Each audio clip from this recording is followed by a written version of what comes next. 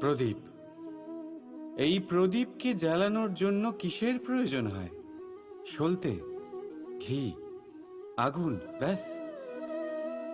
না, আসলে বাস্তব রূপে সত্যি এটাই যে এটা জ্বালানোর জন্য বায়ুর প্রয়োজন হয়। বায়ু জানা শুধুমাত্র আমাদের প্রাণদান করে, বরং এই আগুন জ্বালাতেও আমাদের সাহায্য করে। এবারে দেখুন,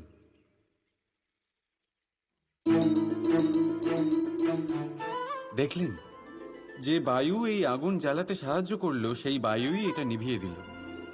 শুধু সেই বায়ুর গতি একটু বেশি ছিল, তাই না? তার মানে প্রতিটা ভাবের, প্রতিটা বেগের একটা সীমা থাকে, যা উল্লঙ্ঘন করা উচিত নয়। সেই সীমা সর্বদা মনে রাখা উচিত। এবারে কখনো কখনো যাদের আমরা ভালোবাসি, তাদের সাহায্য করতে করতে করতে করতে আমরা তাদের দুর্বল করে দিই। এটা কখনোই হওয়া উচিত নয়।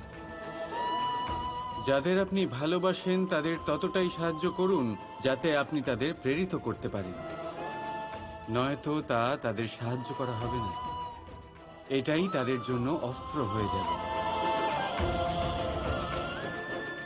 রাধা রাধা।